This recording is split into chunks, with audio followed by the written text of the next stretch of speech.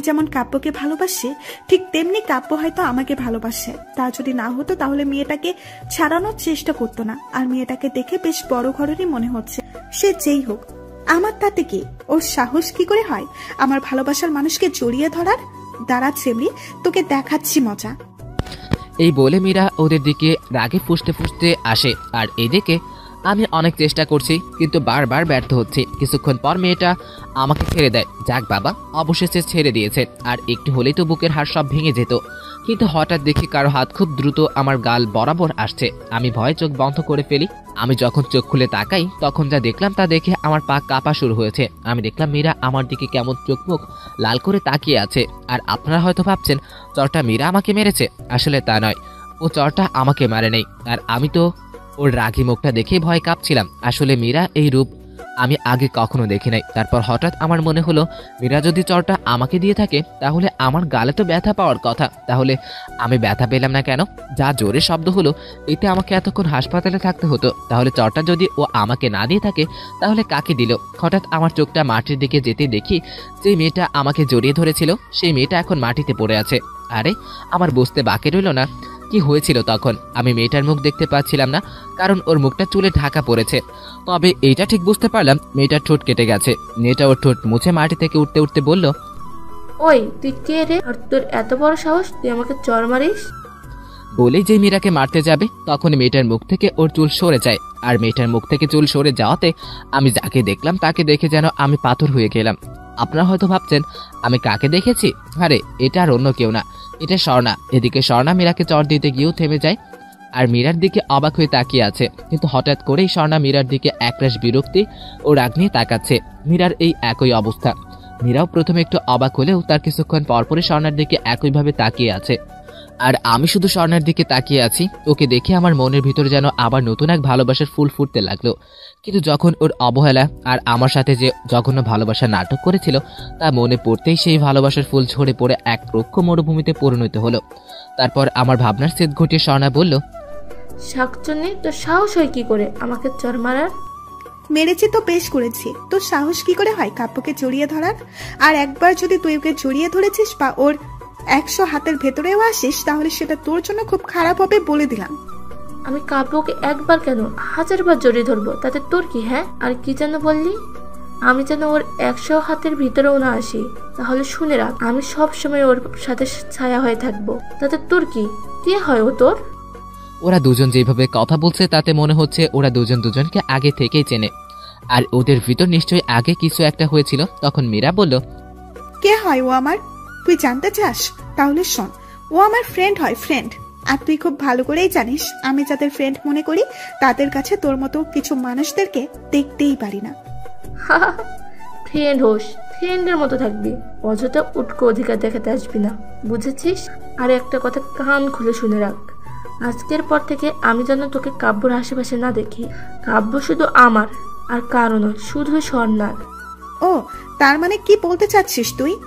মানে এটাই, আমি কাব্যকে ভালোবাসি। আর শুধু আমি যে কাব্যকে ভালোবাসি এটা নয়, কাব্য আমাকে ভালোবাসে।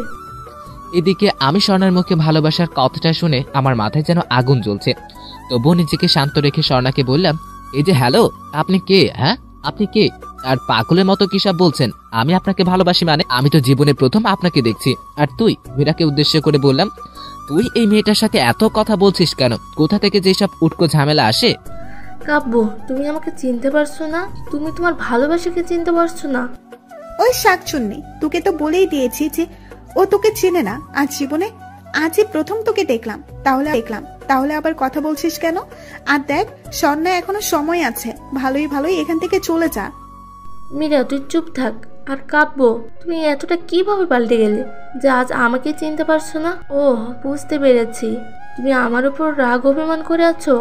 আসলে এটাই স্বাভাবিক, তোমার সাথে আমি যা করেছি তাতে যে কেউ এমনটা করবে। কিন্তু আমি তোমার পায়ে পড়ছি, তুমি আমাকে মাফ করে দাও প্লিজ কাব্য। আরে আরে, আপনি কি বলছেন এসব? আপনার উপর আমার কিসের রাগ অভিমানের কথা বলছেন? আর আপনাকে তো আজই প্রথম দেখলাম মনে হয়। যখন আজ প্রথমবার দেখলাম আপনাকে, তাহলে এইসব রাগ অভিমান কোথা থেকে আসছে? আপনার মনে হয় কোথাও ভুল হচ্ছে, দুঃখিত। আর মীরা, আমি বাড়ি গেলাম, কোথায় ভাবলাম আজ ক্লাস করব, কিন্তু তা আর হলো না বলেই আবার কলেজ থেকে বের হয়ে আসলাম আমি আসার সময় দেখি কলেজের অনেকেই আমার দিকে অবাক হয়ে তাকিয়ে আছে। এদিকে স্বর্ণা কাঁদতে কাঁদতে চলে যায়। মীরারও এই ঘটনার পর আর কিছুই ভালো লাগছে না, মনের ভিতর যেন অজানা এক ঝড় বয়ে যাচ্ছে। তাই মীরাও ঠিক করলো সেও আজ আর ক্লাস করবে না, বাড়ি চলে যাবে। ঠিক তখনই মীরার বান্ধবীরা মানে নীলারা এসে মীরাকে বলল, কিরে কোথায় যাস, ক্লাস করবি না? না রে, ভালো লাগছে না, তোরা থাক, আমি বাড়ি গেলাম। আরে আরে কি হয়েছে মীরা, শোন তো। কিন্তু মীরা কিছু না বলেই চলে যায়। আর এইদিকে আমি বাড়িতে এসে শুয়ে শুয়ে ভাবছি, স্বর্ণা এইখানে কেন, আবার কি চাইও? আমার জীবনটা তো একবার প্রায় নষ্ট করেও কি ওর মনের জ্বালা মেটে নাই? না, আর ভাবতে পারছি না, মাথাটা খুব ব্যথা করছে। চোখ বন্ধ করে শুয়ে আছি, কখন যে ঘুমিয়ে গেছি বুঝতেই পারি নাই। পরদিন খুব সকালে আমার ঘুম ভেঙে যায়। আজ আর কলেজে যাই নাই। কলেজে না গিয়ে আমি অফিসে যাই। অফিসে এসে নিজের কেবিনে বসতেই পিয়ন চাচা এসে বলল ম্যানেজার স্যার নাকি আমাকে ডেকেছেন। তাই আমি স্যারের সাথে দেখা করতে যাই। স্যারের রুমের দরজা নক করে বললাম, may I come in sir? Yes come in.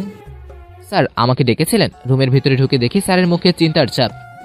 ও কাব্য, তুমি তা কেমন আছো? এই তো স্যার, আলহামদুলিল্লাহ, আপনাদের দোয়া আর আল্লাহর অশেষ রহমতে ভালো আছি। স্যার যদি কিছু মনে না করেন তাহলে একটা প্রশ্ন করি। হ্যাঁ অবশ্যই, বলো কি জানতে চাও? না মানে স্যার, আজ আপনাকে দেখে কেন জানি মনে হচ্ছে কিছু একটা নিয়ে চিন্তায় আছেন। স্যার একবার আমার দিকে তাকিয়ে একটা দীর্ঘশ্বাস ফেলে আমাকে যা বললো তা শোনার জন্য আমি মোটেও প্রস্তুত ছিলাম না। নিমেষেই আমার চোখে মুখে অন্ধকারের কালো মেঘে ঢেকে গেল। কারণ স্যার আমাকে বলল, কাব্য, তোমাকে কথাটা কিভাবে বলবো বুঝতে পারছি না, আর কথাটা শোনার পর তুমি আমাকে কি ভাববে এটাও বুঝতে পারছি না। স্যার আপনার যা বলার তা আপনি নির্দ্বিধায় বলতে পারেন, যদি আমি কোনো অপরাধ করে থাকি তাও। না কাব্য, তুমি কোনো অপরাধ করো নাই।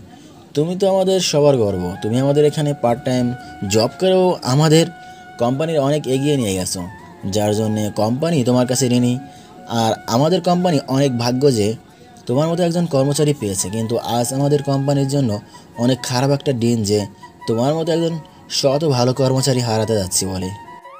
স্যার আপনার কথা আমি ঠিক বুঝতে পারলাম না, আমি আবার কোথায় হারিয়ে যাব? কাব্য, তোমাকে আমাদের কোম্পানি হারাতে যাচ্ছে মানে হচ্ছে, আমি তোমাকে বলতে চেয়েছিলাম যে তোমাকে আর আমরা আমাদের কোম্পানিতে রাখতে পারবো না। তোমার সব পাওনা তোমার অ্যাকাউন্টে ট্রান্সফার করে দেওয়া হয়েছে। স্যার আপনি সব কি বলছেন? প্লিজ স্যার এমনটা করবেন না স্যার, অনেক কষ্টে আমি এই চাকরিটা পেয়েছিলাম স্যার। আর আজ যদি চাকরিটা চলে যায় তাহলে আমাকে পথে বসতে হবে স্যার, আমি আমার লক্ষ্যে পৌঁছাতে পারবো না স্যার। আমি যদি কোনো ভুল করে থাকি তাহলে আপনি আমাকে যে শাস্তি দেন না কেন তা আমি মাথা পেতে নিব, তবু আপনি আমাকে বের করে দিবেন না স্যার, আমি আপনার পায়ে পড়ছি স্যার। আরে কাব্য, এটা কি করছো তুমি? তুমি আমার ছোটো ভাইয়ের মতো, তুমি কোনো অপরাধ করো না। আসলে কি হয়েছে তোমার মনে আছে কি, গত মাসে একটা প্রজেক্টের কাজ তুমি সহ আরও 4 জন দিয়েছিলাম। হ্যাঁ মানে আছে স্যার, আমার প্রজেক্টের ফাইলটা তো আপনাকে দিয়ে দিয়েছি, সেখানে কি কোনো? কাব্য, তুমি যেমনটা ভাবছো তেমনটা কিছুই না। আর তুমি তো জানতে গত মাসে একটা কোম্পানি একটা মিটিং হওয়ার কথা ছিল ওই প্রজেক্টের ওপর। আর দুর্ঘটনাবশত মিটিংয়ে ডেটটা পিছিয়ে যায়। হঠাৎ করেই গতকাল তারা মিটিংয়ের জন্য আমাদের কাছে আসে আর প্রজেক্টের ফাইলটা দেখতে চায় এবং এই প্রজেক্টের সম্পর্কে আমাদের সাথে তাদের কথা হয়। যাই হোক, তোমার ফাইলটা দেখে ওরা খুশি হয় আর আমাদের সাথে কাজ করতে রাজিও হয়। সেই সাথে তারা এটাও বলেছে আমরা চাইলে তাদের সাথে 1 না 5 বছরের যে কোনো প্রজেক্টের উপর কাজ করতেই পারি।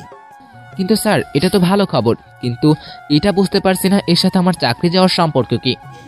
সম্পর্ক আছে কাব্য, ওরা বলেছে ওরা আমাদের সাথে কাজ করতে রাজি আছে, কিন্তু তারা আমাদের একটা শর্ত দিয়েছে যে আমরা যেন ভবিষ্যতে তোমার সাথে কোনো যোগাযোগ না রাখি আর আজকের মধ্যে যেন তোমার সব পাওনা মিটিয়ে দেই। এখন তুমি হয়তো বুঝতেই পারছো। আপনাকে আর বলতে হবে না স্যার, আমি সব বুঝতে পেরেছি। আমি আসছি। আজ নিজেকে খুব অসহায় মনে হচ্ছে স্যার, কারণ আমি হয়তো নিজের স্বপ্নগুলো সত্যি করতে পারবো না। আপনারা হয়তো ভাবছেন একটা চাকরি চলে গেছে তো কি হয়েছে, একটা গেছে আরও একটা চাকরি পাবো। আরে ভাই, এটা বাংলাদেশ, এদেশে চাকরি পাওয়া মানে সোনার হরিণ হাতে পাওয়া, আর তা পাওয়া মুখে বলে যতটা সহজ বাস্তবে ততটা সহজ নয়। যাই হোক, মন খারাপ করে চলে যাব। তখনই স্যার বলল, আরে কাব্য, তুমি কই যাও? আরে এত মন খারাপ করা কি আছে, দেশে কি আর চাকরির অভাব আছে? আর যাই হোক, তোমাকে তো একটা কথা বলতেই ভুলে গেছি, তারা আমাদের একটা অফার দিয়েছে। স্যার অফারটা আপনাদের দিয়েছে, আমি তো আর আজ থেকে আপনাদের অফিসের সদস্য নই, তাই সেটা আমার না জানলেও চলবে। কষ্ট করে একটু শুনে যাও, হয়তো কথাটা শুনলে তুমিও খুশি হবে। ঠিক আছে স্যার, এতে করে যখন বলছেন বলুন কি বলতে চান। ওরা শর্ত দিয়েছে, এটা বলেছে যে ওরা ওদের কোম্পানি তোমাকে চাকরি দিতে চায় আর তোমার বেতন আমাদের থেকে দ্বিগুণ দিতে চায়। কি বললেন স্যার? আবার একটু বলবেন প্লিজ। হ্যাঁ ঠিকই বললাম। আমি তো স্যারের কথা শুনে অবাক হয়ে গেছি, কিন্তু আমি এটা বুঝতে পারছি না তারা আমাকে আমাদের কোম্পানি থেকে বের করে দিতে বলে আবার নিজের কোম্পানিতেই চাকরি দিতে চায় কেন। আমার ভাবনার ছেদ ঘটিয়ে স্যার বলল, আরে ভাই কাব্য, এবার তো একটু হাসো, তোমার মুখে এমন মেঘের মতো ছায়া মানায় না। আমি স্যারের কথা শুনে একটা মুচকি হাসি দিলাম। আর একটা কথা, আগামীকাল ওরা তোমার সাথে কথা বলতে চায়। স্যারের কথা শুনে মনটা এখন একটু ভালো হলো। তারপর স্যারের সাথে বেশ কিছু সময় কাটিয়ে ফুরফুরে মেজাজে বাড়ি ফিরে আসি। আর পরের দিন ঠিক সময় মতো নতুন অফিসে চলে আসি। অফিসে আসতেই একটা লোক এসে বলল, স্যার ম্যাম আপনাকে ভিতরে ডেকেছেন। লোকটার কাপড় দেখে বুঝতে পারলাম ইনি এই অফিসের পিয়ন। কিন্তু চাচা, আপনি তো ম্যামের রুম কোনটা তা জানি না, আপনি যদি একটু বলে দিতেন তাহলে খুব ভালো হতো। ঠিক আছে স্যার, আপনি আমার সাথে আসুন। তারপর পিয়ন চাচা আমাকে সাথে করে ম্যামের রুমে নিয়ে যায় আর ম্যামকে বলেন, ম্যাম স্যার এসেছে। ঠিক আছে, আপনি যান, আমি কথা বলে নিচ্ছি। তারপর চাচা বলে যান এবং আমি মাথা নিচু করে আছি। তখন ম্যাম বলল, আপনার নাম তাহলে কাব্য? নাইস টু মিট ইউ কাব্য। ম্যামের কণ্ঠটা কেন জানি পরিচিত পরিচিত মনে হচ্ছে। তাই আমি তাকে দেখার জন্য যেই মাথা উঁচু করে তার দিকে তাকালাম, আমি তাকিয়ে দেখি যে ম্যাম একটা বোরখা পরে আছে, কিন্তু বোরখার আড়ালে কে তা বুঝতে পারছি না। আমার শুধু বারবার মনে হচ্ছে বোরখার আড়ালে যে আছে তাকে হয়তো আমি চিনি। কি হলো, কিছু বলছেন না যে? আপনাকে কিছু একটা জিজ্ঞাসা করেছি। সরি ম্যাম, একটু টেনশনে ছিলাম তো তাই। যাই হোক, আমার নাম কাব্য আহমেদ, যাকে আপনারা আমাকে মাঝপথে থামিয়ে দিয়ে ম্যাডাম বলতে লাগলো, আপনাকে কিছু বলতে হবে না, আপনার সম্পর্কে আমি সবকিছুই জানি। আপনি কে, কোথায় থাকেন, কখন কি করেন। আমি অবাক হয়ে বললাম, ঠিক বুঝলাম না ম্যাম, আপনি কিভাবে আমার সম্পর্ক জানেন? আমি তো আজকেই প্রথম। ম্যাম একটু ভেবা চেকে খেয়ে বলল, আমার অফিসে যাকে আমি কাজে রাখবো তার সম্পর্কে একটু হলেও তো খোঁজ খবর রাখতে হবে, বলা তো যায় না কখন। যাই হোক, আপনাকে যে জন্য আজ ডেকেছি তাহলে আপনার কাজ থেকে আমি মুগ্ধ হয়েছি, সেই জন্য আমরা আপনাকে আমাদের কোম্পানিতে কাজ করার জন্য নিয়েছি। আশা করি আপনি আগের কোম্পানিতে যেমন কাজ করতেন আমাদের এখানেও ঠিক তেমনি কাজ করবেন, আর কাজের প্রতি যেন কোনো অবহেলা না দেখি। ঠিক আছে ম্যাম। আপনি এখন আসতে পারেন, আমি করিম চাচাকে বলে দিচ্ছি আপনার কেবিন দেখিয়ে দেওয়ার জন্য। জি ম্যাম। তারপর করিম চাচা আমাকে আমার নতুন কেবিনে রেখে যায়। আমি আমার কেবিনে আসার পর অনেকেই আমার সাথে কথা বলতেছে। অবশ্য আমিও ভদ্রতার সাথে তাদের সাথে কথা বলছি, আর তাদের সাথে কথা বলে আমার খুবই ভালো লাগলো। যাই হোক, তারপর যে যার মতো কাজের জায়গায় চলে যায় আর আমিও আমার কাজ করতে থাকি। কাজ শেষে যখন আমি আমার ফাইলটা ম্যাডামকে দেখাই, তা দেখে তিনি খুব খুশি হন আর এটাও বলেন এইভাবে কাজ করতে থাকলে আমার জন্য ভবিষ্যতে ভালো কিছু অপেক্ষা করবে। ম্যাডামের কাছে নিজের প্রশংসা শুনে খুবই ভালো লাগলো। তারপর ম্যাডামের কাছ থেকে বিদায় নিয়ে বাড়িতে চলে আসি, আর বাড়িতে এসে কিছু সময় বিশ্রাম নিয়ে গোসল করতে চলে যাই। তারপর গোসল করে বের হতেই দেখলাম আমার টেবিলের উপর খাবার রাখা। আমি ভাবলাম হয়তো বাড়িওয়ালা আন্টি রেখে গেছেন, মাঝে মধ্যে তিনি আমার জন্য খাবার রেখে যান। ও আপনাদের একটা কথা বলতে ভুলে গেছি, বাড়িওয়ালার ছেলেকে আমি এখন আর পড়াই না। তারপর আমি খাবার খেয়ে পড়তে বসি। তারপর পড়তে পড়তে কখন যে ঘুমিয়ে গেছি বুঝতেই পারি নাই। পরদিন ঘুম থেকে উঠে ফ্রেশ হয়ে নাস্তা করে কলেজে চলে যাই। কলেজে যাওয়ার সাথে সাথে দেখলাম স্বর্ণা কোথা থেকে যেন আমার সামনে এসে দাঁড়ালো। আমি ওকে পাশ কাটিয়ে চলে যেতে ধরলাম, কিন্তু ও আবার আমার সামনে দাঁড়িয়ে যায়। তাই বিরক্ত হয়ে বললাম, কি ব্যাপার, আপনার সমস্যাটা কি? এভাবে আমার রাস্তা আটকাচ্ছেন কেন? আর একটু সরে যান, রাস্তা ক্লিয়ার করেন, আমাকে ক্লাসে যেতে হবে। আমার কোনো সমস্যা নেই, তবে আমি একটা কথা জানতে চাই, তুমি আমার সাথে গতকাল এমনভাবে কথা বললে কেন? জান, গতকাল সারা রাত আমি একটু ঘুমাতে পারি নাই। আপনি ঘুমাতে পারেন নাই কেন তা আমি কি করে জানবো? আর একটা কথা, আমি অপরিচিত কারোর সাথে কথা বলে অভ্যস্ত নেই, তাই আশা করি আজকের পর আপনি আমাকে বিরক্ত করবেন না। কি আমি তোমাকে বিরক্ত করি? এটা তুমি বলতে পারলে কাব্য, যে তুমি আমার সাথে একদিন কথা না বলে থাকতে পারতে না? সবসময় আমার ছোট ছোট ইচ্ছাগুলো পূরণ না করলে তোমার মন খারাপ করতে, সে তুমি আজ আমার সাথে কথা বলতে বিরক্ত বোধ করছো?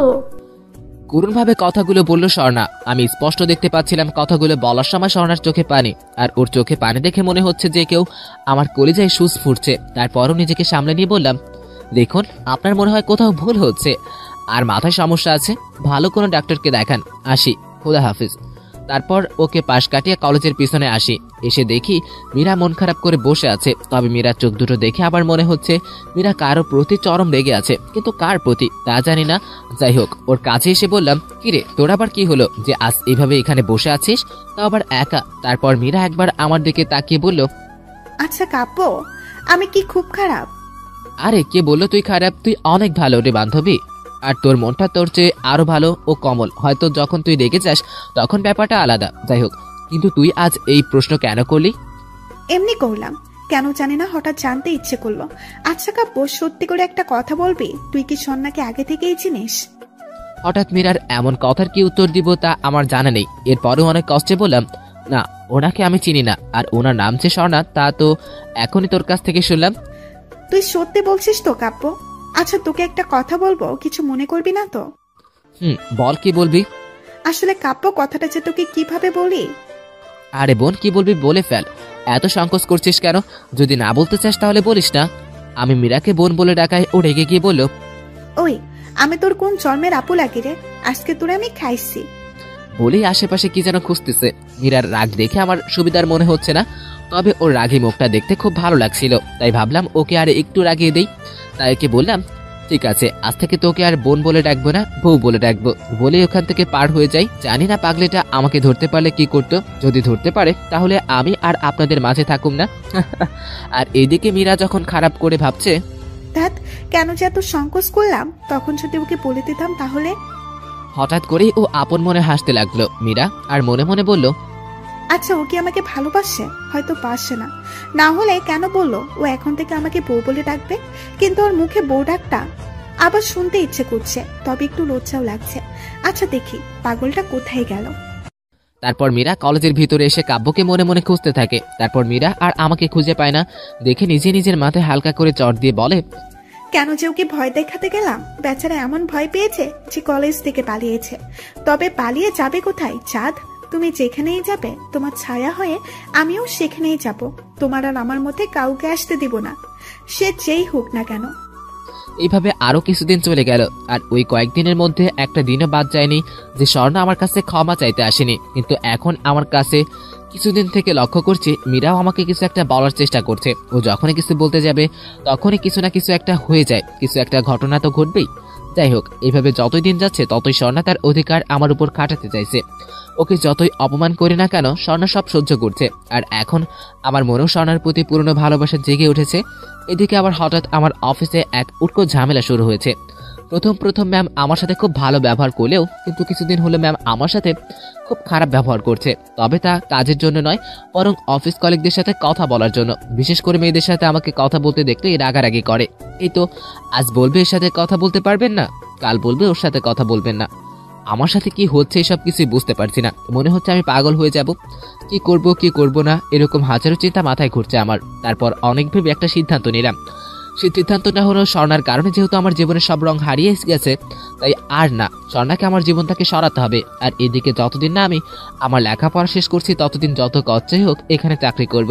আজ থেকে কোনো মেয়েদের সাথে কথা না বলেই ম্যাম আর আমাকে কিছু বলবে না। কিন্তু স্বর্ণা, ও যেভাবে আমার পিছনে আঠার মতো লেগে আছে, ওকে কিভাবে আমার পিছন থেকে সরাবো? এমনিতেও স্বর্ণাকে আমি আমার পিছন থেকে যতই দূরে রাখতে চাচ্ছি ততই সে আমার কাছে আসছে। তাই এখন আমাকে এমন কিছু করতে হবে যাতে স্বর্ণা নিজে থেকে আমার জীবন থেকে হারিয়ে যায়। কিন্তু কি করা যায়? আচ্ছা, ও যদি এবার আমাকে সত্যি ভালোবেসে থাকে তাহলে নিশ্চয়ই ও আমার সাথে কোনো মেয়েকে দেখতে পারবে না। আর ও তো মীরাকেও আমার পাশে দেখতে পারে না। হ্যাঁ, মীরাকে দিয়ে যদি কিছুদিনের জন্য মিথ্যা প্রেমের অভিনয় করানো যায় তাহলে হয়তো স্বর্ণা নিজ থেকেই আমার জীবন থেকে চলে যাবে। কিন্তু মীরা কি রাজি হবে? কি করা যায়? ঠিক তখনই মনে পড়ে আমার সাথে বন্ধুত্ব করার আগে মীরা আমার সাথে প্রেমের বাজি ধরেছিল। আচ্ছা, যদি রিয়া আর নীলাদের বলে মীরাকে আমার সাথে প্রেমের অভিনয় করতে বলি? ধুর, কি ভাবছে এসব? রিয়া নীলাদের বললে ওরা তো মীরাকে সব সত্যি বলে দিবে, আর তাছাড়া বাজিতে তো ওরাই ঠকবে। তাই আমাকে এমন কিছু করতে হবে যাতে সাপও মরবে আর লাঠিও ঠিক থাকবে। ঠিক তখনই আমার মোবাইলে একটা কল আসে। মোবাইলের দিকে তাকিয়ে দেখি মীরা কল দিয়েছে, তাই কলটা রিসিভ করি। হ্যালো মীরা, বল। কিরে, কি করছিস এখন? কি আর করবো, শুয়ে শুয়ে স্বপ্নের ভিতর ভবিষ্যতে বউয়ের সাথে রোম্যান্স করি।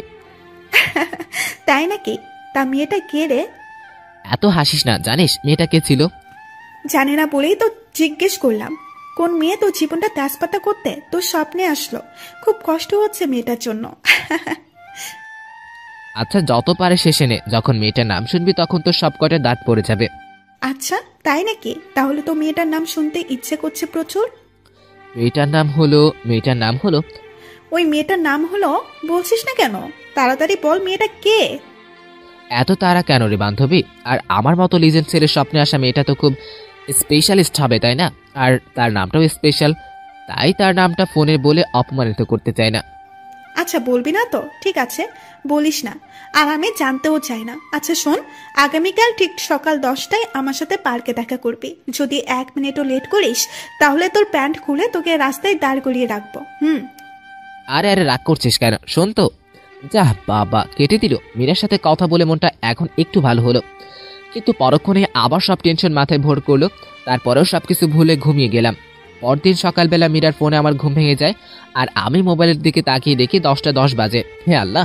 আর এই 10 মিনিটের ভিতরে মীরা 30টা কল দিয়েছে, যা দেখে আমার মাথা গেছে। এখন ওর কাছে গেলেও বিপদ, না গেলে আরো বেশি বিপদ। যাই হোক, তাড়াহুড়ো করে কোন রকম ফ্রেশ হয়ে পার্কে যাই মীরার সাথে দেখা করতে। আমি দূর থেকে মীরাকে দেখেই বুঝতে পারছি ও আমার উপর কতটা রেগে আছে, আর শুধু বারবার আমাকে কল দিতেছে। কিন্তু আমি তো ভয়ে ওর কল রিসিভই করি নাই। ওর রাগ দেখে খুব ভয় হচ্ছে, না জানি আমাকে কাছে পেলে কি করবে। তবুও মনে মনে আয়াতুল কুরসি পড়ে বুকে ফু দিয়ে সামনে এগোতে থাকি। আমি মীরার কাছে যাচ্ছি। বন্ধুরা, যদি বেঁচে থাকি তাহলে আপনাদের সাথে আবারও দেখা হবে। এতেই ও আমার দিকে রাগীভাবে তাকিয়ে আছে, যেন আমাকে এক্ষুনি খেয়ে ফেলবে। ও রাগ দেখে খুব ভয় লাগছে, মুখ থেকে যেন কোনো কথা বের হচ্ছে না আমার। তবুও সাহস করে বলেই ফেললাম, কিরে তুই কখন আসলি মীরা? আল্লাহ! মীরা কুত্তা বাদর, আমি কখন আসছি তা তোকে জানতে হবে না। আগে এটা বল, তোর মোবাইল কোথায়? আর এতগুলো কল দিলাম, ধরলি না কেন? কোন মায়ের সাথে টাঙ্কি মারলি এত সময় ধরে? আল্লাহ! মীরা রাগীভাবে বলল, একসাথে এতগুলো কথা? না মানে না মানে না মানে কি না মানে না মানে শুরু করছিস? হ্যাঁ, গতকাল রাতে তোকে কি বলেছিলাম তোর মনে নাই? আজকে তোকে তো আমি খাইছি, কিন্তু আগে এটা বল কোথায় ছিলি এতক্ষণ? আমি নিশ্চয় তুই তোর স্বপ্নে দেখা মেয়েটার সাথে দেখা করতে গিয়েছিলি, তাই না? আমার ভয়ে ভয়ে বললাম, মীরা তুই এত রাগ করছিস কেন? আমি বলছি তো কি হয়েছে। আসলে হয়েছে কি, গতকাল রাতে অফিসের কিছু কাগজ দেখতে দেখতে অনেক রাত হয়ে গিয়েছিল, তাই ঘুম থেকে উঠতে দেরি হয়েছে। এই শয়তান, একদম মিথ্যা বলবি না। আমি খুব ভালো করেই জানি তুই অফিস থেকে কোনো কাগজ পাতাই আনিস নাই।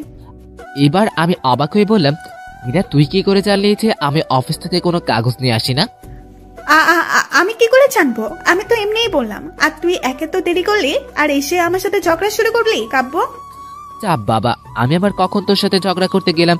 তুই তো আগে। আমি কি? হ্যাঁ আমি তোর সাথে কোন দুঃখে ঝগড়া করতে যাব? আমি তো তোকে একটা গুরুত্বপূর্ণ কথা বলতে আসলাম, আর তুই এখানে আসতে আমার সাথে ঝগড়া শুরু করলি। কি মেয়ে রে বাবা, নিজের দোষ ধরলো না, উল্টো আমার দোষারোপ করলো। দেখিস তোরা কোন দিন বিয়ে হবে না। মনে মনে বললাম, ওই কাব্যর বাচ্চা, কি ভাবছিস এত? আর যদি আমাকে মনে মনে গালি দিস তাহলে তোর ভবিষ্যতে খারাপ আছে। আরে আমার ঘাড়ে কয়টা মাথা আছে যে আমি তোকে গালি দিব? তা তুই আমাকে কি যেন বলেছিলি? তোর সাথে ঝগড়া করতে গিয়ে ভুলেই গিয়েছিলাম। যাই হোক, বল আমাকে দেখতে কেমন লাগছে? তারপর আমি মীরার পা থেকে মাথা পর্যন্ত তাকিয়ে যেন হঠাৎ কোন এক স্বপ্নের রাজ্যে হারিয়ে যাচ্ছি। মিরাজ একটা কালো সিল্কের শাড়ি পরে আসছে, হাতে ম্যাচিং করা কালো চুড়ি, কপালে ছোট একটা কালো টিপ, আর ঠোঁটের ছোট ওই তিল। যেন পরীর রাজ্য থেকে আমার সামনে কোনো এক পরী দাঁড়িয়ে আছে, আর সে রাজ্যের সমস্ত সৌন্দর্য যেন ওই পরীর কাছে তুচ্ছ। মীরাকে কালো এই শাড়িটাতে যা লাগছে না, আমি মীরাকে যত দেখছি ততই যেন ওর প্রেমে পড়ে যাচ্ছি। তখন মীরা বলল, কি রে কাব্য, এভাবে আমার দিকে তাকিয়ে কি দেখছিস? আমাকে কেমন লাগছে বললি না তো? অপূর্ব। কি দেখবো, আর আমার পরীকে দেখছি। মন চাইছে সারা জীবন তোমার নেশায় যেন আমি মাতাল হয়ে যাই। আমি যেন এখনো কল্পনার ভিতর আছি, বুঝতেও পারি না কি বলে ফেলেছি মীরাকে। সত্যি বলছিস তুই? আরে এত খুশি হয়ে লাভ নাই, তুই আমার বন্ধু হস, তাই তোর মন রাখতে মিথ্যা বলেছি। সত্যি কথা বলতে তোকে না দেখতে একদম পেতনির মতো লাগছে, শাকচুন্নি একটা। বুঝতেই পারছেন, মজা করে বললাম। কি সত্যি আমাকে দেখতে খুব খারাপ লাগছে? আমি মীরার চোখের দিকে তাকিয়ে দেখে ওর চোখে পানি ছলছল করছে, মনে হচ্ছে এখনই কেটে দিবে। আরে পাগলি, মন খারাপ করছিস কেন? আমি তো তোর সাথে মজা করছিলাম। সত্যি কথা বলতে তোকে আজ অনেক কিউট আর অনেক সুন্দর লাগছে মীরা। তুই যদি আমার ফ্রেন্ডস না হয়ে গার্লফ্রেন্ড হতি তাহলে তোকে আমি এখনই জড়িয়ে ধরতে একটা ইয়ে দিতাম। তুই চাইলেই কিন্তু এটা সম্ভব কাব্য। মানে কি সম্ভব? আচ্ছা কাব্য, তুই কি কিছুই বুঝিস না? শোন, একটা মেয়ের হাতে গোনা 3 জন বান্ধবী ছাড়া একটা মাত্র ছেলে বন্ধু আছে, আর সে ছেলে বন্ধুটা ছোট ছোট বিষয়গুলোতে অধিকার খাটায়। তাকে সে সব সময় মেয়েদের থেকে দূরে সরিয়ে রাখে। তার ভালো খারাপ যাই হোক না কেন, সব পরিস্থিতিতে তার ছায়া হতে চায়। সে তোর কাছে কি চায় এটা কি তুই বুঝিস না? মীরা, তোর কথার মাথা মুন্ডু কিছুই বুঝতেছে না আমি। তুই সত্যিই কিছু বুঝিস না কাব্য? না। আচ্ছা, যা বলার পরিষ্কার করে বল। ঠিক আছে, তাহলে শোন কাব্য, আমি তোকে ভালোবাসি, আর শুধু ভালোবাসি না, খুব খুব ভালোবাসি। I love you Kavya, I love you very much. Meera চোখ বন্ধ করে কথাগুলো বলল। কি, মীরা আমাকে ভালোবাসে? এটা শুনে আমি কি বলবো কিছুই বুঝতেছি না। মীরা আমাকে ভালোবাসে এটা শুনে আমার মনের ভিতর কেমন যেন একটা শান্তির বাতাস বয়ে যাচ্ছে। কিন্তু হঠাৎ মনে হলো, ও যদি আমার সাথে নাটক করে। ধুর, আমি সব কি ভাবছি? ও যদি আমার সাথে নাটকও করে তো করুক, আর আমি তো নিজেই চাচ্ছিলাম যে মীরা যেন আমার সাথে মিথ্যা প্রেমের নাটক করুক। উপর আল্লাহ যা করে ভালোর জন্যই করে। তখন মীরা বলল, কি রে কাব্য, কিছু বলছিস না যে? প্লিজ তুই আমাকে না করিস না, তুই না করলে আমি ঠিক থাকতে পারবো না, তোকে না পেলে আমি মরে যাবো কাব্য। হঠাৎ মীরার মুখে মরার কথা শুনে আমার বুকটা কেমন যেন কেঁপে উঠল। জানি ও হয়তো মিথ্যা কথা বলছে, তবু ওর মুখে মরার কথা শুনে আমার যেন খুব কষ্ট হচ্ছে। চুপ কর মীরা, একদম চুপ। আমি কি বলেছি নাকি যে আমি তোকে ভালোবাসি না? আমিও তোকে ভালোবাসি মীরা, কিন্তু ভয়ে বলতে পারি নাই। যদি তুই আমার সাথে তোর বন্ধুত্ব নষ্ট করে দিস, আর হ্যাঁ, আরেকবার যদি তুই মরার কথা বলেছিস, তো তোর আগে তুই আমার মরা। আমি আর কিছুই বলতে পারলাম না। কিভাবে বলবো কি আমার ঠোঁট দুটো যে তার রসালো মিষ্টি ঠোঁট দিয়ে বন্ধ করে দিয়েছে? হ্যাঁ, সে আর কেউ নয়, মীরা। প্রায় 3 মিনিট পর ও আমাকে ছেড়ে দেয়।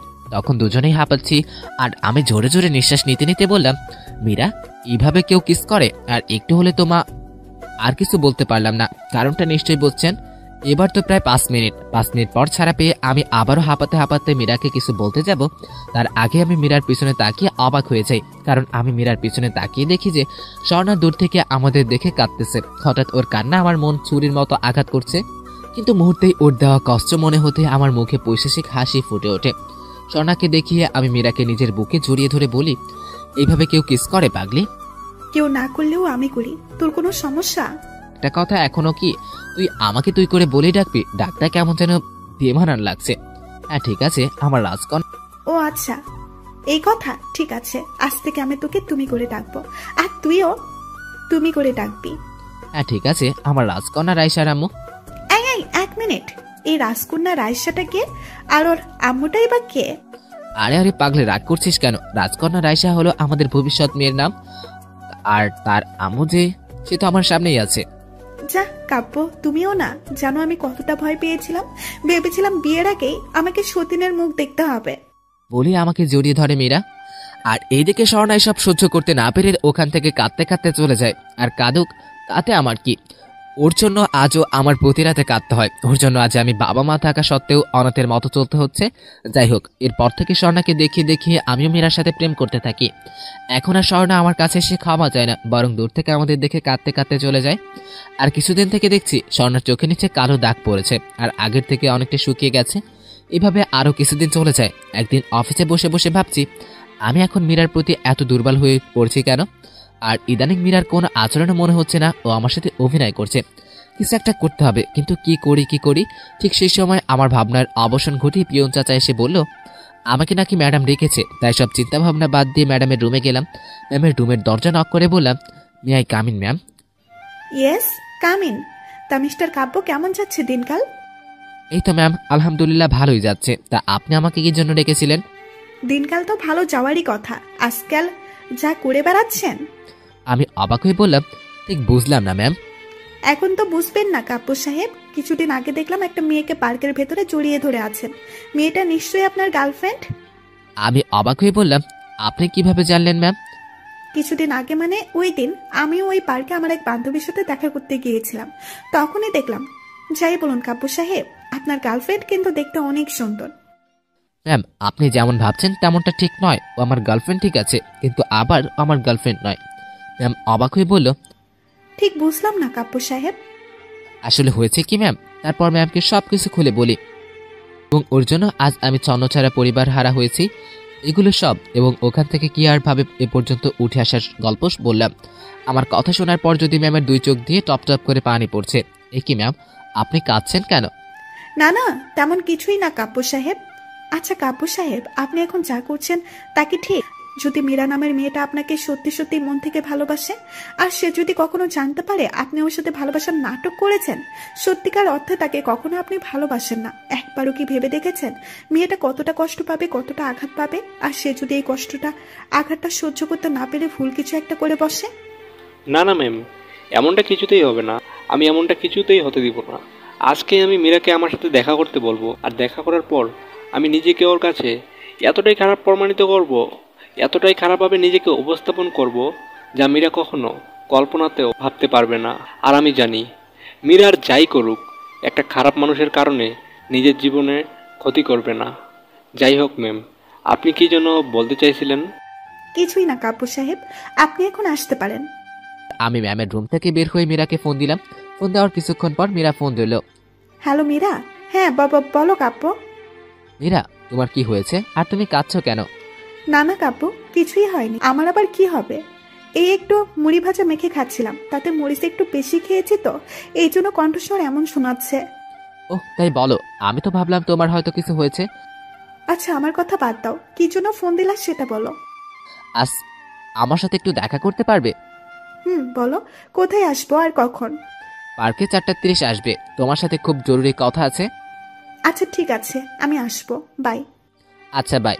তারপর মীরা ফোন রেখে দিলে আমি ভাবতে লাগলাম হঠাৎ মীরার কণ্ঠস্বর এমন শোনাচ্ছে কেন।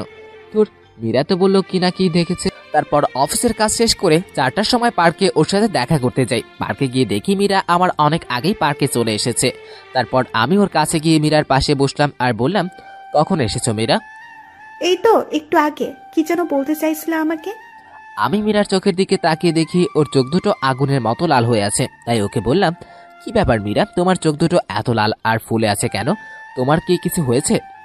না না, আমার এখনো কিচ্ছু হয় নাই, তবে হয়তো কিছু একটা হতে বাকি আছে এখনো।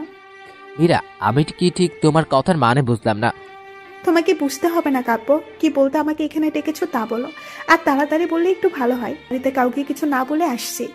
বাড়ির সবাই আমার জন্য চিন্তা করবে আবার। বলছি। দেখো মীরা, আমি তোমাকে এখন যেভাবে নিবে জানি না, হয়তো তুমি আমাকে ভুল বুঝবে, কিন্তু বিশ্বাস করো মীরা, আমার যে আর কিছু করার নেই। কাব্য, আমি তোমার কথা কিছুই বুঝতেছি না। মীরা, তুমি আমাকে ক্ষমা করে দিও, তোমার সাথে আমার রিলেশন রাখা সম্ভব নয়। আর আজকের পর থেকে আমার সাথে কোনো রকম যোগাযোগ করার চেষ্টাও তুমি করবে না। হঠাৎ কাব্যের মুখে এমন একটা কথা শোনার জন্য মোটেও প্রস্তুত ছিল না মীরা। আর যখন শুনলো তখন মনে হলো মীরার মাথায় আকাশ ভেঙে পড়ল। মীরা সম্পূর্ণ স্তব্ধ হয়েছিল কিছুক্ষণের জন্য, তারপর হঠাৎ কেঁদে কেঁদে বলল, এসব তুমি কি বলছো কাব্য? আমি কি কখনো কোনোদিন তোমার কাছে কিছু চেয়েছিলাম? চাই নাই তো। আর আমি যদি তোমার কাছে কোনো অন্যায় করে থাকি, তাহলে তুমি আমাকে মারো কাটো যা ইচ্ছা হয় করো, কিন্তু এসব কিছু বলছো কেন কাব্য? হ্যাঁ, আমি ঠিকই বলছি মীরা। না না কাব্য, আমি বিশ্বাস করি না। তুমি আমার সাথে মজা করছো না তো? আমি মজা করছি না, যা বলা সত্যি বলছি। না কাব্য, প্লিজ এমন করো না। তোমার কি হয়েছে বলবে প্লিজ? আর যদি আমি কোনো ভুল করে থাকি তাহলে তুমি আমাকে শাস্তি দাও, আমি কিছুই বলবো না। তবুও প্লিজ তোমাকে ভুলে যেতে বলো না। না মীরা, তুমি কোনো অপরাধ করো নাই। আসলে হয়েছে কি মীরা, কলেজে আমাদের ফ্রেন্ডসরা সবাই ওদের গার্লফ্রেন্ডসদের সাথে রুমডেট করেছে, কিন্তু আমাকে দেখো, আমি তোমাকে শুধু কিস ছাড়া আর কিছুই করতে পারি নাই। আর আমি তোমাকে এটা করতে জোরও করতে পারবো না, কারণ আমি জানি তুমি এতে রাজি হবে না। তাই মীরা, দুঃখিত, আমার পক্ষে তোমার সাথে রিলেশন রাখা।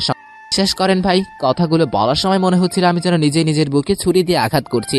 তারপর মীরা কাঁদতে কাঁদতে বলল, তাহলে এটাই কি তোমার কারণ কাব্য চার জন্য? হ্যাঁ, এটাই কারণ। আর যদি তুমি আমার সাথে রিলেশন রাখতে চাও তাহলে আগামীকাল এই ঠিকানায় চলে আসিও, আমি তোমার জন্য অপেক্ষা করব। আর বাড়ির মালিক আগামীকাল বাড়িতে থাকবে না। এই বলে আমি এখান থেকে চলে আসি। আর এদিকে মীরা যেন পাথর হয়ে গেছে। মীরা ভাবতেও পারছে না কাব্য তাকে এমন কিছু একটা বলছে। ও অনেক কষ্টই ওখান থেকে বাড়িতে ফিরে আসে, আর বাড়িতে এসে কাঁদছে আর ভাবছে, এটা কি সেই কাব্য যাকে মীরা মন প্রাণ দিয়ে ভালোবাসে? এইদিকে আমি বাড়িতে এসে অনেকক্ষণ যাবৎ ঘুমানোর চেষ্টা করছি, কিন্তু চোখে ঘুম আসছে না। বারবার চোখের সামনে শুধু মীরার কান্না ভরা মুখটা ভেসে উঠছে। বুকের বাঁ পাশে প্রচুর পরিমাণে ব্যথা হচ্ছে। কানে কে যেন ফিসফিস করে বলছে, কাব্য, তুই আজ যা করলি তা একদম ঠিক করিস নাই। কাব্য, তুই কি ভুলে গেছিস ভালোবাসার মানুষকে ভুলে থাকতে কতটা কষ্ট হয়? না না, আমি যা করেছি ঠিক করেছি। আমি মীরার জন্যই এমনটা করেছি। জানি ও আমাকে আজকের পরে ভুল বুঝবে, আর আগামীকাল ও এখানে আসবে না। এরকম হাজারো চিন্তা নিয়ে আমি ঘুমিয়ে পড়ি। পরদিন ঘুম থেকে উঠে ফ্রেশ হয়ে আমি পড়তে বসতে বাড়ির কলিং বেলের শব্দে কানে আসে। ভাবলাম হয়তো পেপারওয়ালা এসছে পেপার দিতে। এটা মনে করি দরজা খুলে আমি যাকে দেখলাম তাকে দেখে অবাক হয়ে গেলাম, কারণ দরজা খুলে দেখি অরিন ম্যাম, মানে আমার অফিসের ম্যাম দরজার বাইরে দাঁড়িয়ে আছেন। তখন ম্যাম বলল, কি ব্যাপার কাপুর সাহেব, আমার দিকে এভাবে তাকিয়ে আছেন কেন? ভেতরে আসতে বলবেন না, নাকি দরজা থেকে বিদায় করে দেবেন? ছি ছি ম্যাম, কি বলছেন এসব? আসুন ভিতরে আসুন। তারপর ম্যামকে আমার রুমে নিয়ে এসে বললাম, কি খাবেন ম্যাম, চা না কফি? কিছুই খাবো না কাব্য।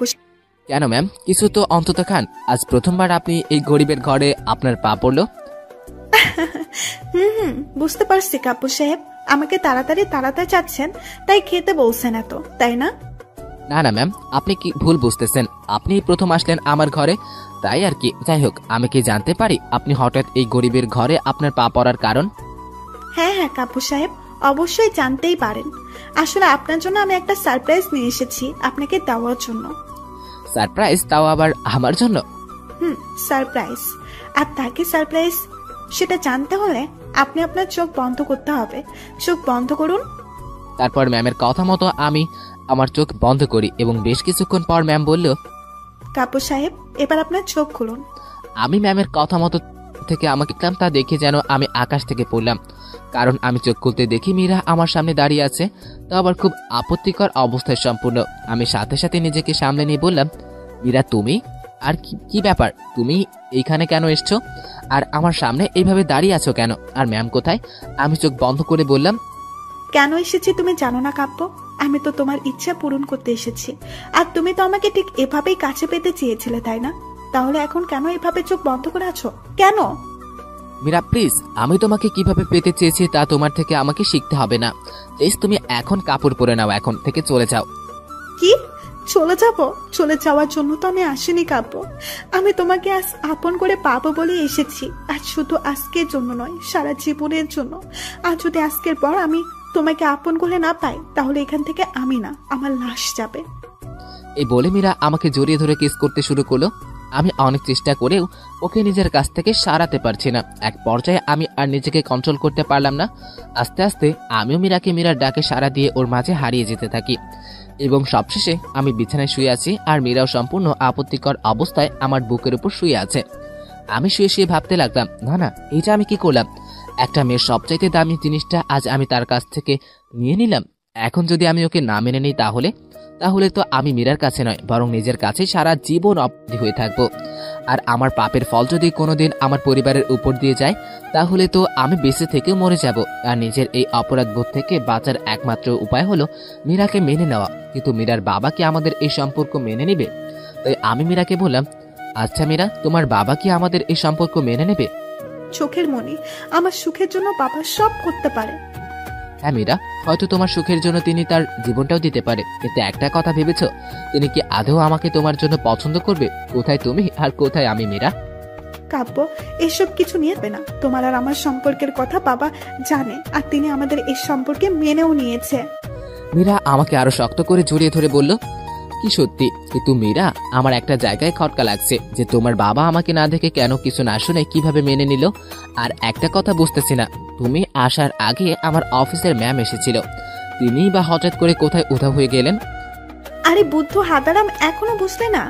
আমি তোমার অফিসের বস ছিলাম, আর আব্বুর কথা তোমাকে শুনতে হবে না। এখন চলো দুজনে একসাথে গোসল করব।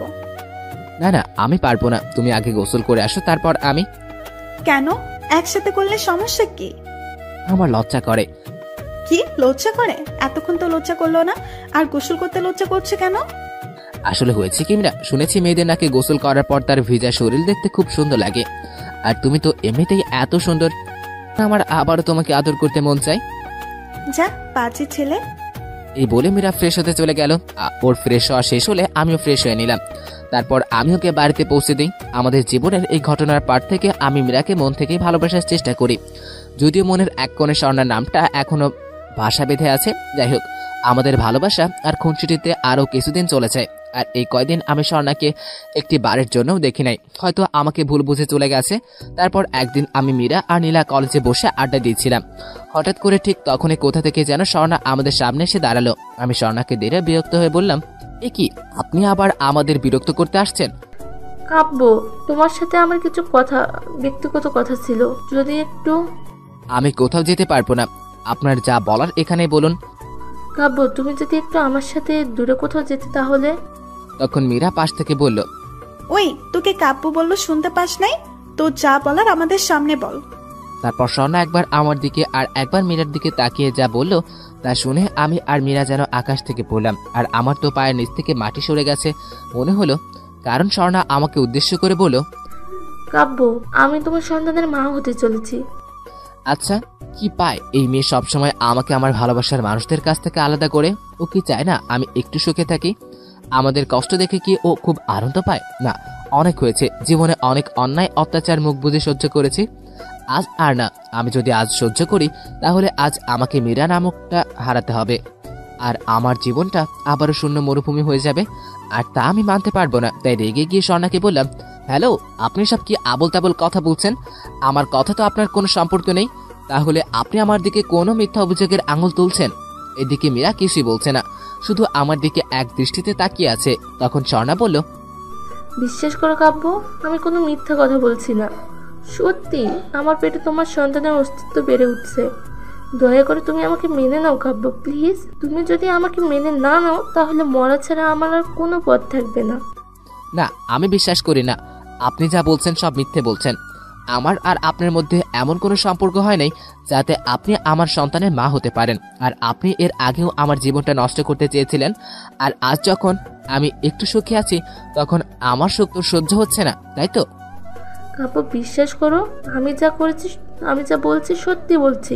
আমার পেটে তোমার... কি উল্টাপাল্টা কথা বলছেন? হ্যাঁ, আর গুণ, তোর কাছে কোনো প্রমাণ আছে যে তোর পেটে আমার সন্তান আছে? স্বর্ণা একদম নিশ্চুপ। জানি না কার সাথে নষ্টামি করে এসেছিস আর বলছিস এটা আমার সন্তান। আর হ্যাঁ, একটা কথা কান খুলে শুনে রাখ, আমি যদি আমার জীবনে খারাপ কিছু করে থাকি সেটা একমাত্র আমার এই কলেজার সাথে। মীরাকে দেখিয়ে বললাম, ওর সাথে করেছি। এই জন্য যদি আমার সন্তানের মা কেউ হয় সে একমাত্র মীরাই হবে, আর কেউ না। স্বর্ণা এবার আমার দিকে করুণভাবে তাকিয়ে বলল, হ্যাঁ, আমি জানি। এখন আমি তোমাকে কোনো প্রমাণ দিতে পারবো না কাব্য, তবে হ্যাঁ, যেদিন ও পৃথিবীতে আসবে সেদিন তুমি চাইলে ডিএনএ টেস্ট করে দেখতে পারো। এরপর কিছুক্ষণের জন্য সবাই স্তব্ধ।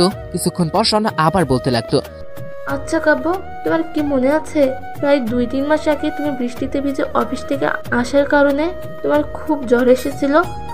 অবশ্য জ্বরটা আগে থেকেই একটু ছিল। যাই হোক, সেদিন রাতের কথা কি তোমার মনে আছে? কি হয়েছিল সেই রাতে? মনে থাকবো না কেন?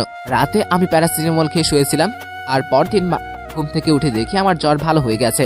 কিন্তু এর সাথে তোর কি সম্পর্ক?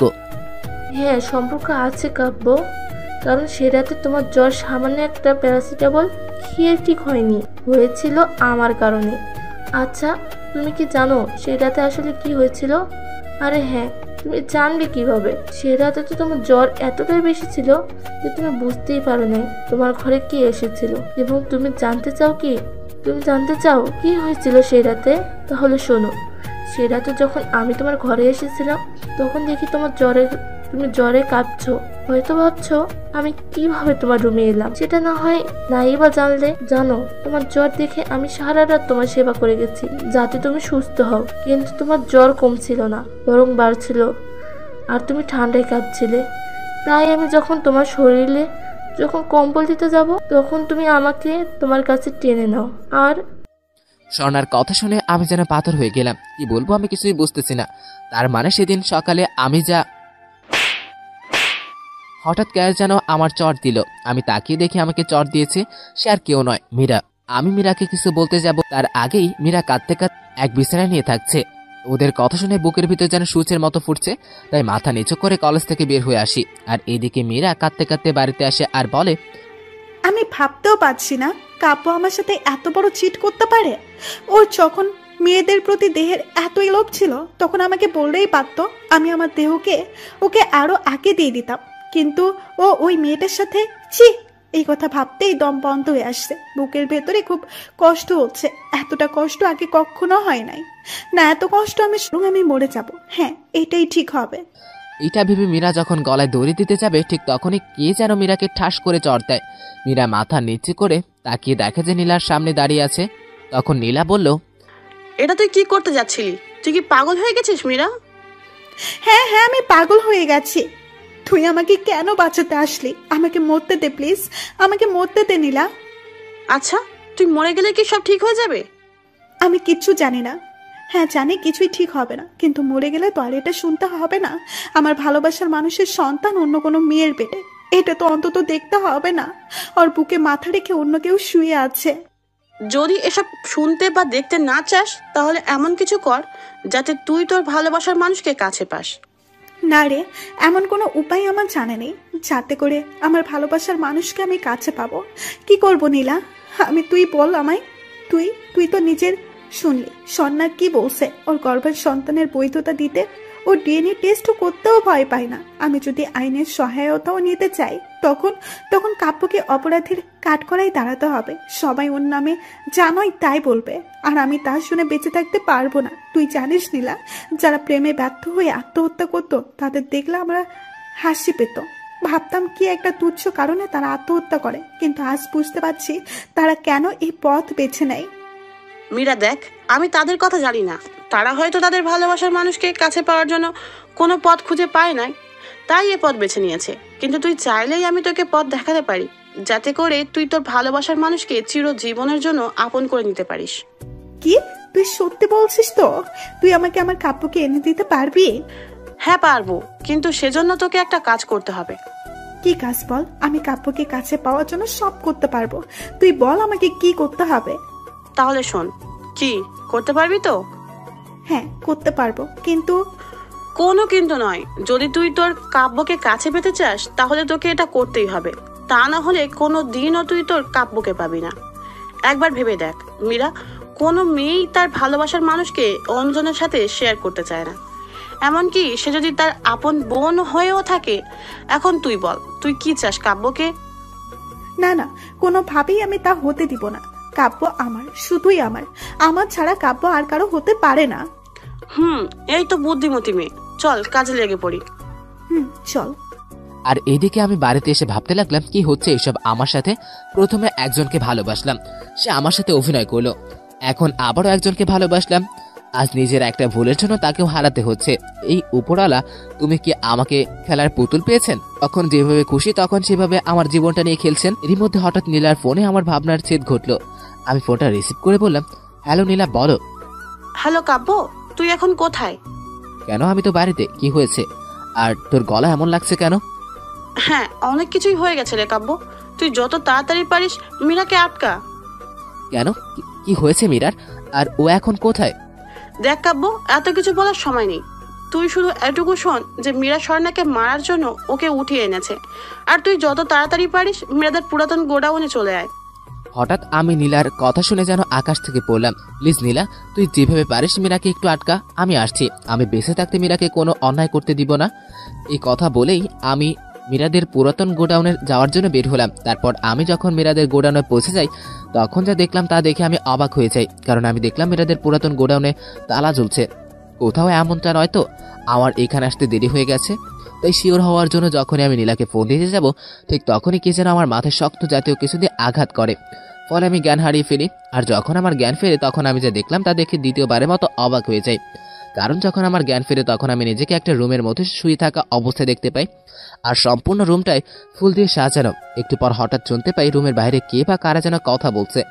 তাই আমি বিছানা থেকে উঠতে যাব, তখনই মাথা ঘুরে আবারও পড়ে যাই। মাথাটা কেন জানি ব্যথা করছে, তবু অনেক কষ্টে দরজা পর্যন্ত যাই।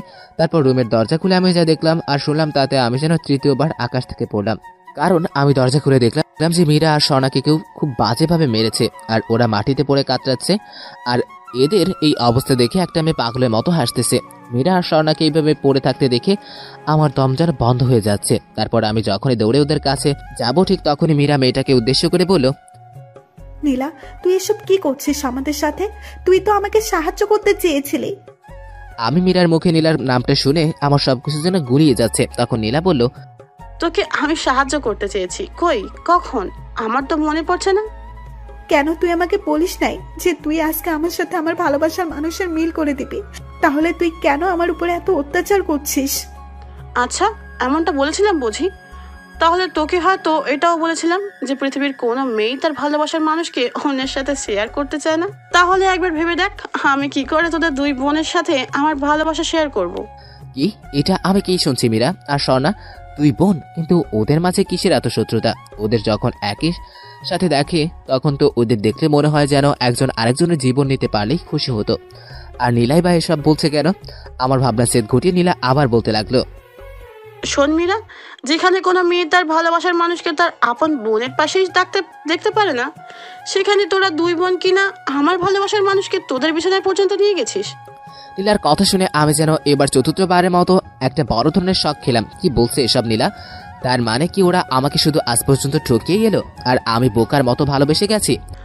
আর যেখানে আমার থাকার কথা ছিল সেখানে তোরা ছিলি। আমি কিভাবে এই কষ্ট সহ্য করব বল তোরা? এতক্ষণ এইসব কথাগুলো মোরা এবং স্বর্ণাকে উদ্দেশ্য করে বলল নীলা। তখন মীরা বলল, নীলা, তুই এসব কি পাগলের মতো কথা বলছিস? তুই আবার কাকে ভালোবাসিস? আর আমি কেনই তোর ভালোবাসার মানুষের কাছে যাব? হ্যাঁ, আমি পাগল হয়ে গেছি যে কাব্যকে কাছে পাওয়ার জন্য আমি ছোট থেকেই ওকে পাগলের মতো ভালোবেসে আসছি। আর তাকে তোরা দুই বোন আমার কাছ থেকে ছিনিয়ে নিবি, তা আমি কিভাবে হতে দেই? হঠাৎ নীলার এমন কথা শুনে মীরা আর স্বর্ণা যেন আকাশ থেকে পড়ল।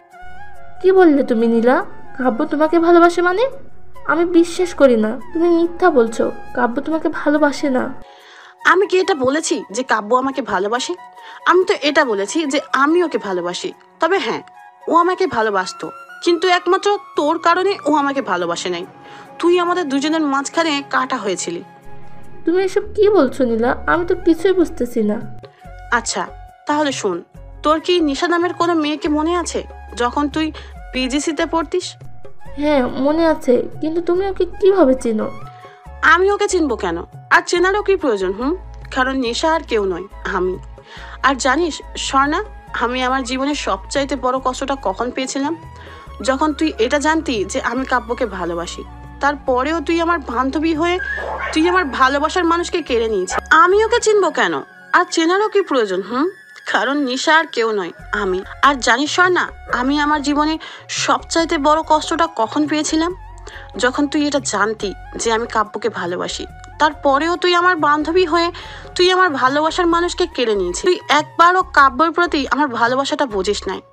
তাই রাগে আমি আমার এই মুখে প্লাস্টিক সার্জারি করে তোর চেহারা নিয়ে তোকে ওর কাছে খারাপ বানাই। আর ও যখন রাগ করে এখানে আসে, তখন আমি ওকে আমাদের কলেজে ভর্তি করানোর জন্য অনেক বড় একটা গেম। কিন্তু আমি এটা জানতাম না এই কলেজে মীরার মতো সুন্দরী মেয়ে আছে। তখন মীরাকে দেখে আমি খুব ভয় পেয়ে যাই যদি কাব্য আবার ওকে ভালোবাসে। তাই আমি দ্বিতীয়বারের মতো আবার প্লাস্টিক সার্জারি করি আর মীরার সাথে বন্ধুত্ব করি। আর মীরাকে কাব্যর সাথে মিথ্যা প্রেমের অভিনয় করে ওকে ছ্যাঁকা দেওয়ার প্ল্যান করি। কারণ কাব্য যখন একাকিত্ব অনুভব করবে, আর তখন আমি আমার প্ল্যান মতো সেই সময় কাব্যের পাশে দাঁড়াতাম, যাতে কাব্যকে আমার প্রতি মেন্টালি এবং ফিজিক্যালি দুর্বল করতে পারি। এরপর সব কিছুই আমার প্ল্যান মতোই চলছিল, কিন্তু মাঝখান থেকে এই শালিগিনা এক স্বপ্ন দেখে আমার সব পরিকল্পনা ভেস্তে দিয়ে কাব্যকে ভালোবাসতে লাগলো। তারপর আমি কাব্যকে ওর কাছ থেকে দূরে সরানোর জন্য কোনো প্ল্যান করব। তার আগে স্বর্ণা, তুই যে কোথায় থেকে টপকালি বুঝতেই পারলাম না। তখন আমি ভাবতে লাগলাম কি করে এক ঢিলে দুই পাখি মারা যায়। তারপর অনেক কষ্টে যখন একটা প্ল্যান করলাম, সেটাও তোদের দুজনের কারণে ভেস্তে গেল। যখন শুনলাম স্বর্ণা মা হতে চলেছে আর মীরার সাথেও কাব্যর ফিজিক্যাল রিলেশন হয়েছে, তখন আমি কি করব বুঝতে পারছিলাম না। মাথায় শুধু একটা কথাই আসছিল যে করেই হোক তোদের দুটোকে শেষ করব। আর যখন দেখলাম মেয়েটা আত্মহত্যা করতে যাচ্ছে, তখন প্রথমে ভাবলাম একটা পথের কাঁটা নিজে আমার পথ থেকে সরে যাচ্ছে, আর বাকি থাকলি তুই স্বর্ণা। আর তোকে আমার পথ থেকে সরানোটা আমার বাঁ হাতের কাজ ছিল, কিন্তু আমার ধরা পড়ার ভয় ছিল। তাই ঠিক তখনই মাথায় একটা আইডিয়া চলে আসে, যাতে সাপও মরে আর লাঠিও না ভাঙে। তাই আমি মীরাকে বাঁচিয়ে বিয়ের প্রলোভন দেখিয়ে এখানে নিয়ে আসি, আর তোকে এটা বলে এখানে নিয়ে আসি যে তোর কারণে মীরা কাব্যকে মেরে ফেলতে চাচ্ছে। আর আমার জানটাকে মানে কাব্যকে এখানে এটা বলে রাখি যে মীরা স্বর্ণাকে মেরে ফেলতে এখানে নিয়ে এসেছে। এখন তোরা মরার জন্য তৈরি হয়ে নে। ছি, তুই এতটা খারাপ! আমি ভাবতেও পারছি না, তোর মতো একটা মেয়েকে নিজের বান্ধবী ভাবতেও ঘৃণা লাগছে। হ্যাঁ, তোরা যাই আমাকে বল, আমার তাতে কিছুই যায় আসে না। একটা কথা জানিস কি তোরা? ইংরেজিতে একটা প্রবাদ আছে, everything is fair and love. যাই হোক, আজকে খুব আফসোস লাগছে, কারণ তোরা আমার হাতে মরবি। আমি যা দেখেছি আর তা শুনেছি তা কি ঠিক শুনেছি নাকি ভুল? আমি কি করব এখন? আমি কিছুই মাথায় আসছে না। শুধু একটা কথা, আর এটা ভাবতে মনের ভিতর আগুন দাউ দাউ করে জ্বলে উঠছে যে আমার জীবনটা এইভাবে এলোমেলো করে দিয়েছে, তাকে শাস্তি পেতে হবে। তারপর আমি হাত তাড়ি দিতে দিতে নিশের দিকে এগিয়ে গিয়ে বললাম, এখনকার নীলার আর আগের নাম নিশা। বাহ নিশা বাহ, কি অসাধারণ তোর ভালোবাসা। আমাকে তুই এতটাই ভালোবাসতি যে ভালোবাসার জোরে তুই আমাকে আজ আমার পরিবারের কাছ থেকে আলাদা করে দিলি, আর দুইটা নিষ্পাপ মেয়ের কাছ থেকে আমাকে অপরাধী বানিয়ে দিলি। সত্যি তোর ভালোবাসা মহৎ রে। তোর এমন জঘন্য নিচে মনের ভালোবাসা দেখে তোকে স্যালুট করতে মন চাচ্ছে। তখন মীরা বলল, কাব্য, কাব্য তুমি আমাদের বাঁচাও।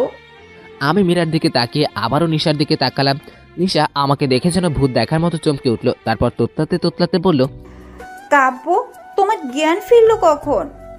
অনেক আগেই ফিরেছে। উপরওয়ালার কি টাইমিং দেখ। এতগুলো দিন যাকে অপরাধী ভেবে এসছি, বুঝতেই পারতাম না যে আসল অপরাধী স্বর্ণা নয় তুই। আজ আমার নিজের প্রতি ঘৃণা আসছে। যাকে আমি ভালোবাসতাম তাকে আমি হয়তো কখনো চিনতেই পারি নাই। তুমি আমাকে ক্ষমা করে দিও স্বর্ণা।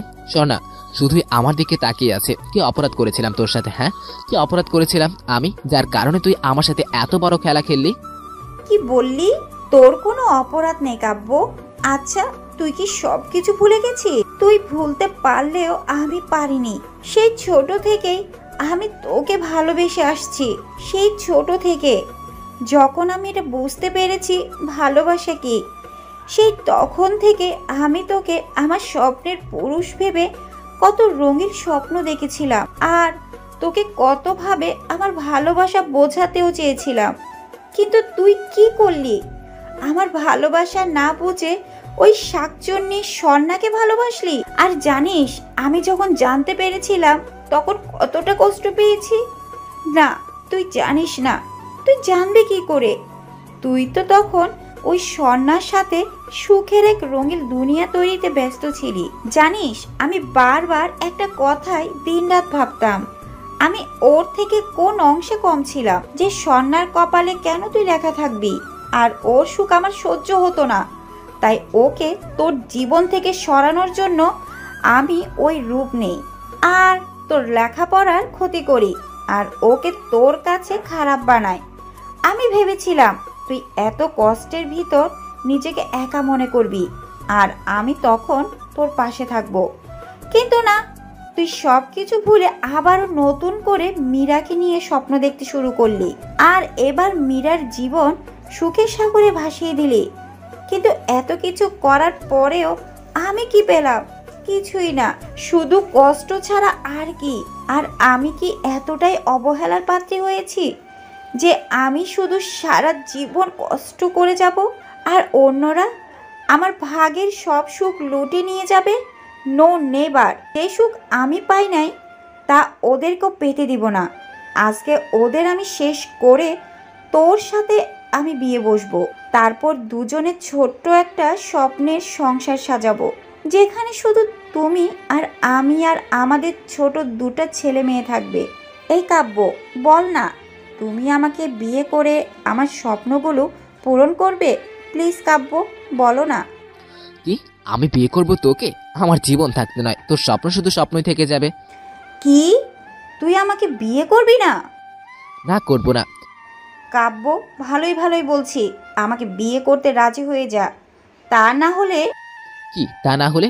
আমাকে মারবি তো? মেরে ফেল। না না, তোমাকে মারতে যাব কোন দুঃখে? তুমি মরে গেলে আমার কি হবে? তবে হ্যাঁ, তুমি জানতে চাইলে না আমি কি করব? তাহলে এই দেখো, ঠাস ঠাস করে স্বর্ণাকে গুলি করি। আমি চিৎকার করে স্বর্ণা বলে ওর দিকে দৌড়ে ওকে ধরলাম। খবরদার কাব্য, এক পাও নড়বে না। যেখানে আছো সেখানে দাঁড়িয়ে থাকো, নয়তো তোমার আদরের মীরাকেও শেষ করে দেব। নিশা, তুই কি পাগল হয়ে গেছিস? তুই কি ভাবে এটা করতে পারলি?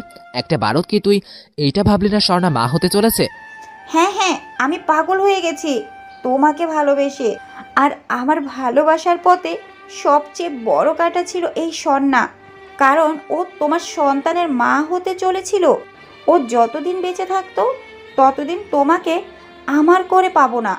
এখন আর থাকলো মীরা, আর তুমি যদি মীরাকে জীবিত দেখতে চাও তাহলে আমাকে বিয়ে করতে রাজি হয়ে যাও কাব্য।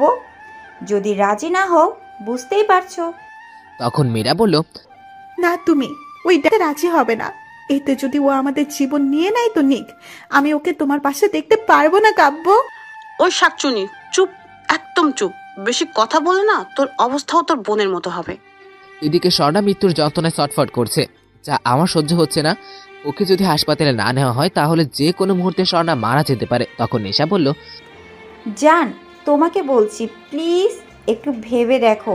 স্বর্ণার পর তুমি যাকে নিজের থেকেও বেশি ভালোবাসো, সেই মীরাও এমনভাবে কষ্ট পেতে পেতে মরে যাবে, আর তুমি তা কি দেখতে পারবে?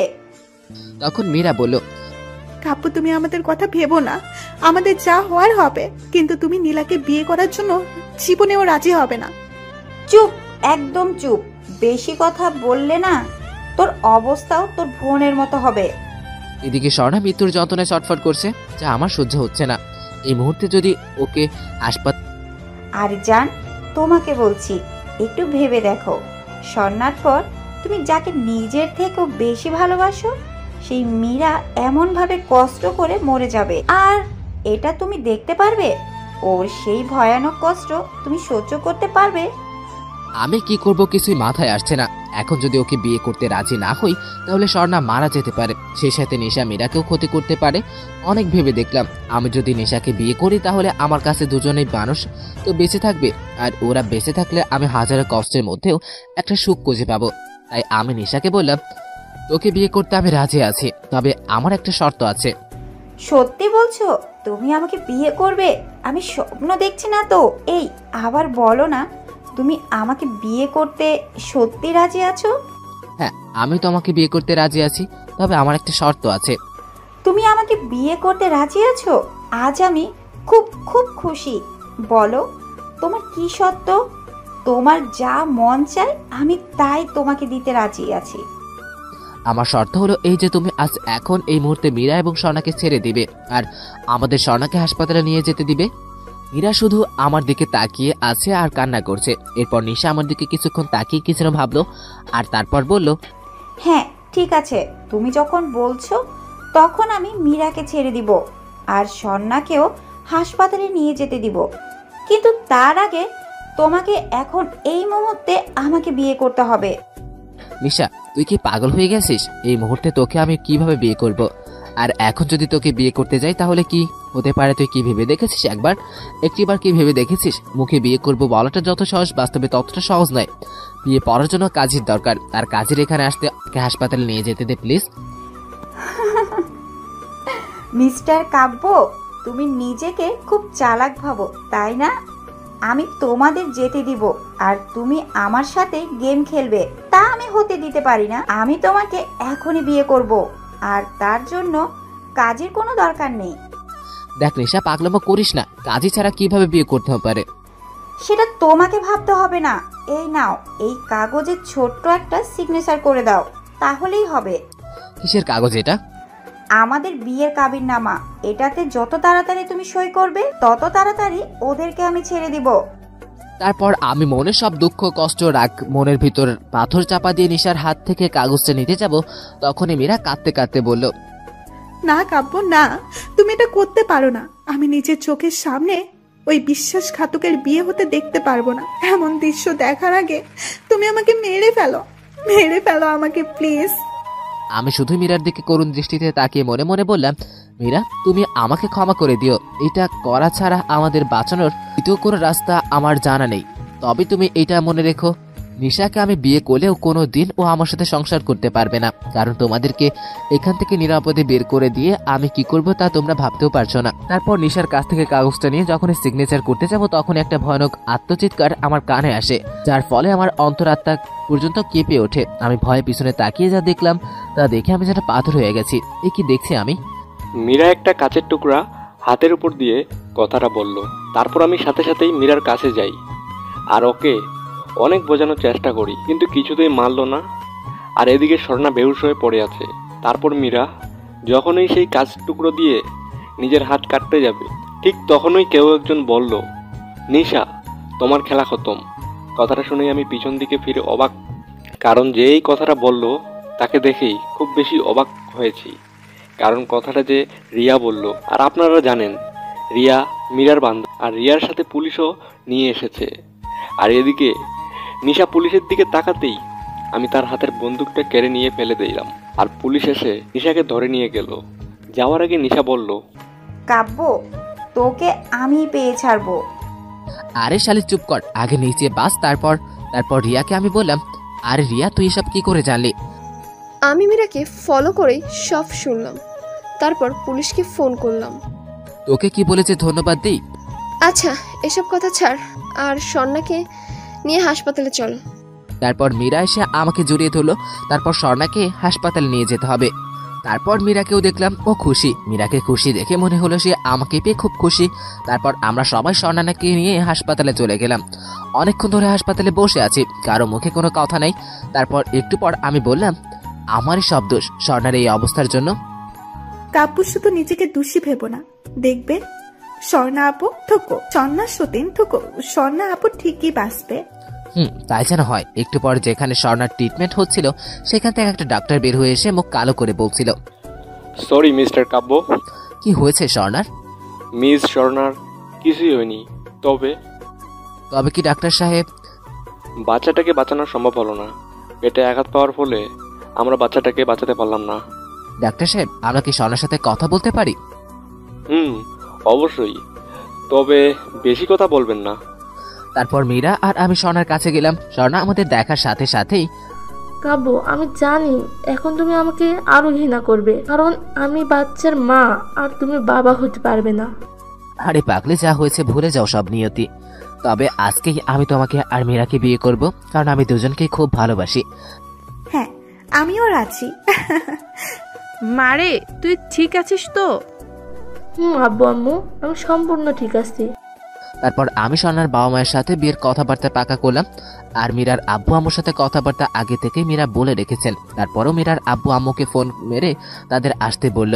আর একটু পর মীরার আব্বু আম্মু এলো এবং তারাও মেয়ের কথা চিন্তা করে বিয়েতে রাজি হলো। তারপর সবার মাঝখানে স্বর্ণা বলে উঠলো, আমি চাই আমরা বিয়ে করার পর তোমার মা বাবার কাছে যাব, কারণ ওখানেই তো আমার মীরার এবং তোমার ঘর।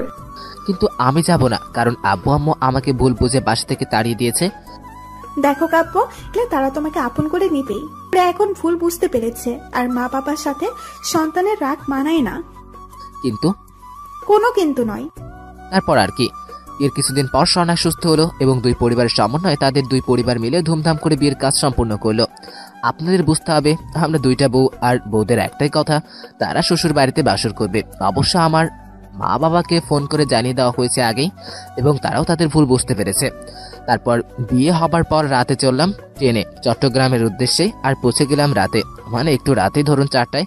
তারপর বাসার ভিতরে যেহেতু আমি অবাক, কারণ আমাদের বাইরে আর আমার কাজিনরা এসে স্বর্ণা এবং মীরাকে ঘরে নিয়ে গেল, আর আমি চলে গেলাম চাঁদ দেখতে। একটু পর কাজিনরা এসে আমাকে জোর করে বাসর ঘরে ঢুকিয়ে দিল। তারপর স্বর্ণা এবং মীরা আমার কাছে এসে পায়ে ধরে সালাম করলো। তারপর তাদের দুজনকে আমি জড়িয়ে ধরলাম। তারপর শুরু হলো আমাদের নতুন একটা জীবন, যেখানে নেই কোনো হিংসা, শুধু আছে সবসময় ভালোবাসা দিয়ে পরিপূর্ণ। আমার এই জীবনের গল্পটা এখানেই সমাপ্ত। প্রিয় বন্ধুরা, এই গল্পের সকল পর্ব একসাথে খুব শীঘ্রই আপলোড করা হবে। সেই পর্যন্ত সকলে অপেক্ষা করুন। ধন্যবাদ সবাইকে।